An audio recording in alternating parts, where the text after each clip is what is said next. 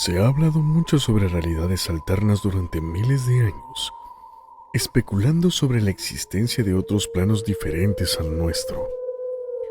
En realidad, existe un segundo plano que es una simulación perfecta de nuestro mundo, donde cada persona tiene un clon interdimensional que replica todas sus acciones y decisiones.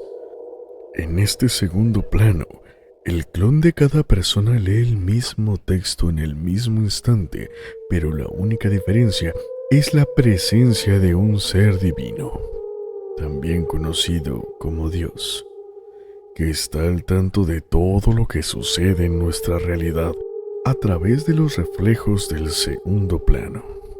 Este Dios no tiene un clon y solo vive en el segundo plano, siendo capaz de ver y conocer todas las acciones de las copias. Sin embargo, existe una forma de escapar de la omnisciencia de Dios, interrumpiendo el vínculo con nuestro clon interdimensional. Al ponernos frente a un espejo y romper ese vínculo, podemos ser completamente libres para actuar sin ser observados por Dios. Aunque al hacerlo, uno de los dos lados de la cuerda que nos une se debilitará lentamente, consumiendo el alma de uno de los dos de forma trágica. Si la decadencia afecta a nuestra copia, nos convertiremos en una especie de Dios entre los hombres, pero si nos afecta a nosotros, nos convertiremos en una sombra de lo que fuimos, condenados a vagar eternamente como una entidad destruida y perdida. Por lo tanto, se desaconseja interrumpir el vínculo y cometer atrocidades, ya que las consecuencias pueden ser devastadoras para ambas partes involucradas.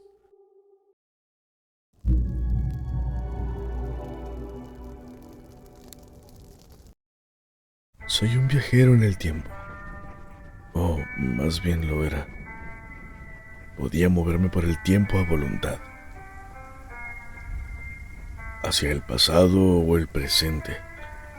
Como científico descubrí el viaje en el tiempo, algo único en mi época. Pero no recuerdo mi pasado, solo la euforia cuando adquirí estabilidad. Mi visión se llenó de colores nunca vistos y mi cuerpo se desintegró en partículas diminutas y de pronto estaba en otra dimensión temporal. Cada vez que viajo en el tiempo pierdo una parte de mi memoria en el hiperespacio. En mi primer viaje olvidé casi todo. Desde entonces he sido cauteloso y he limitado mis viajes para no olvidar algo importante. He olvidado muchas cosas, algunas triviales, otras vitales. Una vez olvidé cómo respirar y mi cuerpo tuvo que reiniciar su motor biológico cuando me desmayé. El 18 de junio de 9214, científicos desarrollaron un prototipo que podía prever incidentes futuros. Esta máquina predijo el futuro con precisión durante 3 años, hasta que en 9217 dejó de hacerlo. La última imagen era incomprensible, y algunos pensaron que sería el fin de la existencia, el opuesto al Big Bang. Los religiosos lo consideraron el apocalipsis. Yo quería saber más. Con información privilegiada, vi una fecha y una imagen de la Tierra oscura y deteriorada. Decidí viajar ahí para descubrir lo sucedido y hacer historia. Lo intenté y me arrepiento profundamente. El terror me aprisionó. No fue por el hombre alto con una sonrisa inhumana, ni por los gritos ensordecedores de no humanos, ni por descubrir el infierno en la tierra. Fue porque olvidé cómo viajar en el tiempo.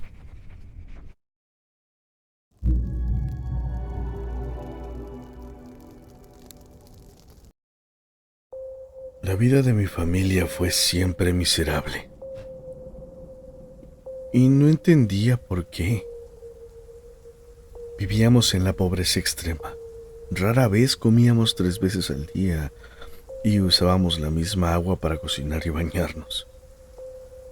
Mi madre acumulaba resentimiento contra mi padre, quien desaparecía durante días o semanas, supuestamente para trabajar en otras ciudades. Discutían frecuentemente y mi madre lo acusaba de ser infiel, mientras él nunca la denunciaba a pesar de las agresiones. Con todo esto, tenía recuerdos felices con mi padre, como cuando mirábamos las estrellas. Era un hombre inteligente y me resultaba extraño que viviera una vida tan mediocre. A veces notaba el dolor en su mirada, como si estuviera avergonzado de la vida que nos daba. Un día decidí seguirlo a uno de sus viajes. Después de varias horas en tren, lo vi entrar en un lujoso vecindario y abrir la puerta de una enorme casa, donde una mujer y 2 niños lo abrazaron. Me colé en la casa y encontré fotos de mi padre con esa familia. Mi corazón se rompió al descubrir que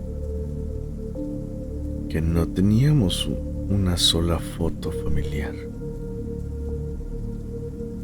Revisando papeles encontré la verdad. Mi padre era un psiquiatra que trabajaba para la CIA estudiando los efectos psicológicos de la pobreza y la ausencia paterna. Tenía fotos de nosotros etiquetadas como sujetos. De repente, escuché mi nombre y al voltear vi a mi padre con lágrimas en los ojos, sacando un dispositivo y diciendo: experimento comprometido.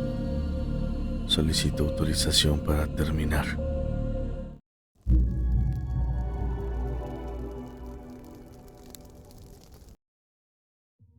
Cuando viajas por la carretera durante tanto tiempo, te acostumbras a ella. Todo se reduce a líneas blancas y amarillas sobre un interminable camino negro. Es raro que alguien se detenga, pero comprendo que cada persona tiene su destino y su vida. Yo caminaba por la carretera sin saber exactamente dónde estaba. Pasé mucho tiempo así, levantando el pulgar cada vez que un auto se acercaba con la esperanza de que alguien se detuviera. Finalmente sucedió. Mientras caminaba, un auto abollado pasó junto a mí. Estábamos rodeados de un bosque de pinos y solo la luna y las estrellas iluminaban el camino. Vi las luces de freno encenderse y un rayo de esperanza se encendió en mí. El auto se orilló y no podía creer mi suerte. Me acerqué rápidamente y vi que la ventana del copiloto ya estaba abajo. Una voz amable me preguntó a dónde iba, pero me quedé en blanco sin poder responder. Sin embargo, la reacción del copiloto fue de miedo y repulsión al verme. Gritaron que acelerara y se alejaran de ahí, diciendo que algo no tenía rostro. El auto se fue a toda velocidad y me quedé atrás confundido y solo. Y como el auto se alejaba hasta desaparecer en el horizonte poco a poco,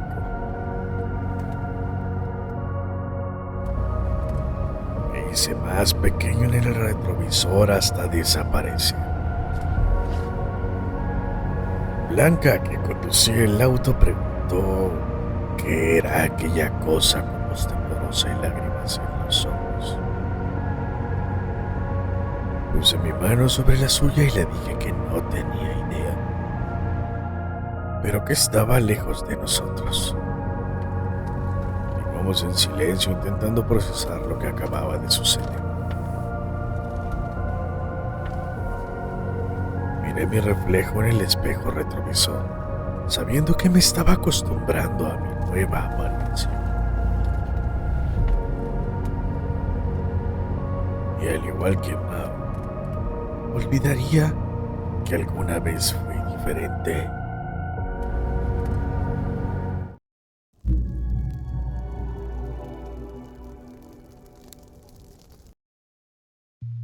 Todos en el bar dejaron de hacer lo que estaban haciendo cuando la muerte entró. La muerte llevaba una guadaña y vestía una túnica negra.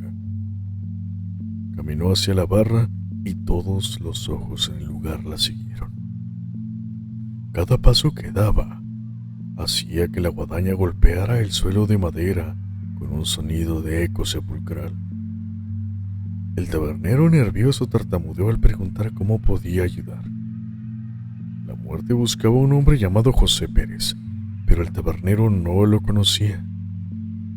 Sugirió que tal vez se equivocó de bar, pero la muerte confirmó que estaba en el lugar correcto.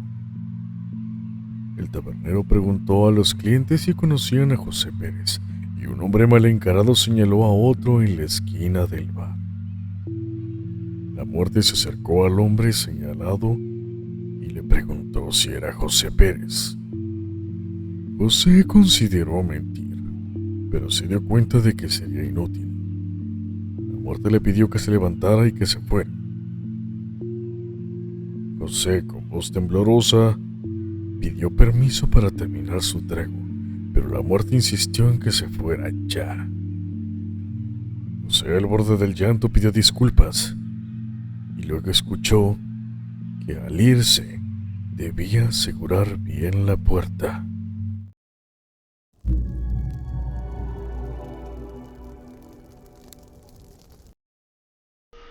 Mi esposa cambió su actitud desde que empezó a participar en la iglesia. Hace una semana, decidió dar una charla para animar a las mujeres a seguir el espíritu del hogar cristiano tradicional. Aunque yo no compartía sus creencias religiosas, la apoyé. Compró un cultivador agrícola caro para cultivar flores y vegetales en armonía con la creación de Dios. Y a pesar de mi escepticismo, acepté que fuera un pasatiempo y la dejé. Pero se obsesionó con la parcela. La regaba constantemente a toda hora y mezclaba cal con composta para purificar la tierra. Aunque no sabía mucho sobre jardinería, la dejé seguir con sus actividades. Es lo normal. Un día, mi esposa me preparó una bebida, pero ella no podía beber por sus creencias religiosas. Y mientras tomaba mi Old Fashioned, empecé a sentirme mareado y mi visión se nubló. Me di cuenta que algo estaba mal y entonces caí al suelo. Al despertar me encontré enterrado hasta el cuello en medio del jardín. Mi esposa me explicó de una forma muy fría que había renacido en Cristo y que debía expiar mis pecados volviendo al polvo. Me contó que la iglesia le había asignado un nuevo esposo y que no podía seguir conmigo por no compartir sus creencias. A pesar de que le supliqué, ella solo siguió cantando sus canciones cristianas mientras la tierra me cubría y silenció mis gritos de desesperación y amor. Finalmente me resigné. Me resigné a mi destino mientras mi esposa me enterraba vivo en el jardín, convencido de que estaba siguiendo la voluntad de Dios. Mi amor por ella se convirtió en dolor y angustia al ver cómo me abandonaba por su nueva fe y me dejó atrapado, solo, en la oscuridad de la tierra. Y así, entre lágrimas y plegarias, tuve que despedirme de la vida, de mi esposa, perdido en un tormento eterno por su decisión tan radical e inhumana. Que Dios se apiade de mí.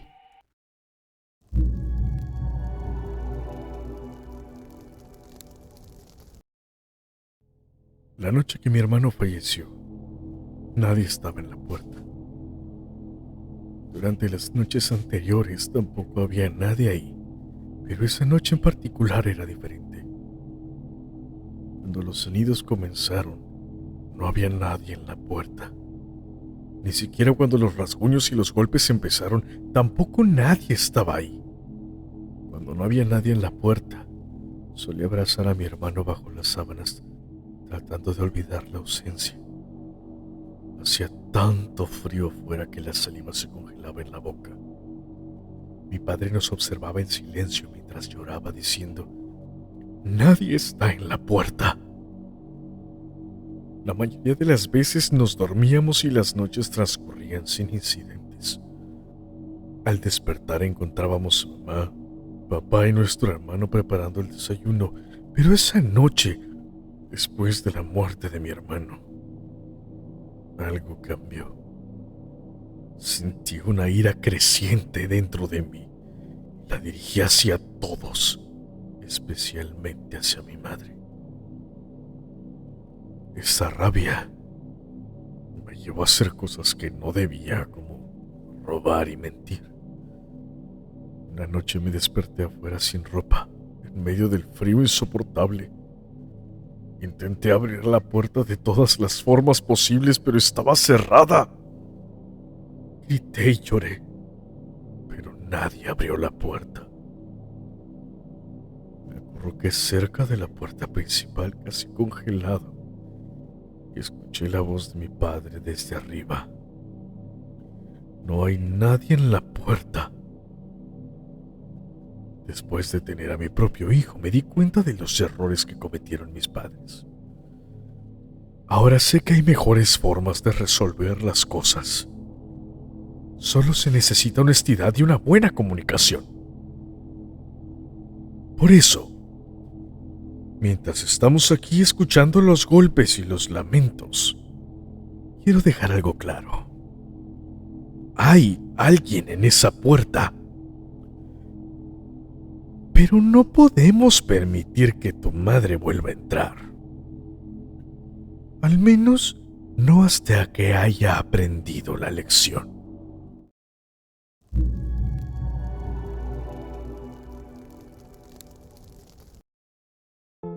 El fantasma que me asustaba no era el tipo de fantasma que aparece en las clásicas historias de terror. No hacía ruidos extraños ni movía objetos. En realidad, cuando termines de escuchar esta historia, tal vez no lo encuentres aterrador en absoluto. Sin embargo, me aterrorizó de una manera muy especial. Cada noche a las 3:12 de la mañana me despertaba. Al principio mi perro gruñía y ladraba hacia la puerta, pero con el tiempo se acostumbró e incluso esperaba esta visita nocturna. Al comienzo tenía miedo, pero la rutina hizo que empezara a esperarlo en la cocina. A veces incluso me preparaba una taza de té para hacer la situación más llevadera. No era su apariencia la que me asustaba, sino sus palabras. Me contaba que mi apartamento era su hogar cuando estaba vivo. Pasó la mayor parte de su vida aquí, sin socializar, sin casarse o tener hijos. Este pequeño lugar era suficiente para él y se dio cuenta de que difícilmente lo abandonaría.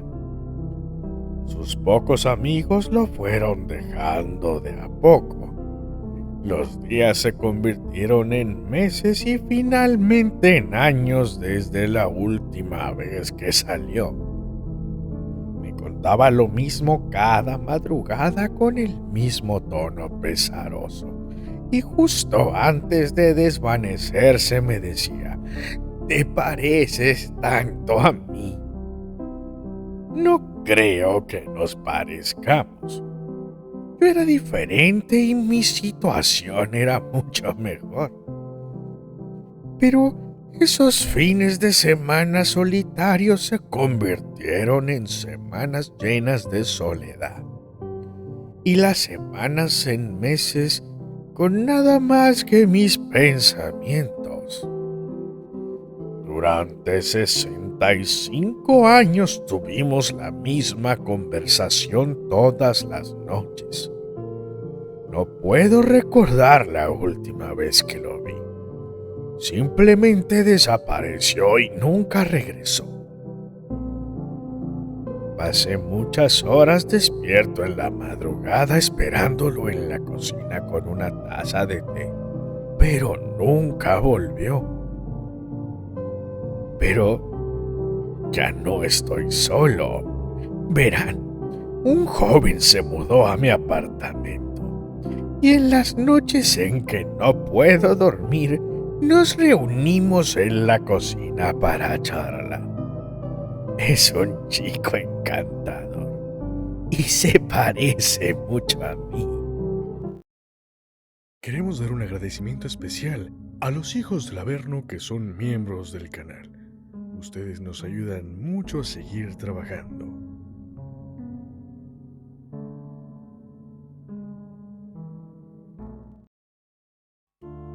Queremos agradecer a los hijos del Averno que comentaron el video anterior. Dale like y activa la campana para que sepas cuando hay estreno. Y si eres nuevo, suscríbete para ser un hijo del Averno. Encontrarás la música y nuestras redes sociales en la descripción. Y recuerda que todo se escucha mejor en silencio.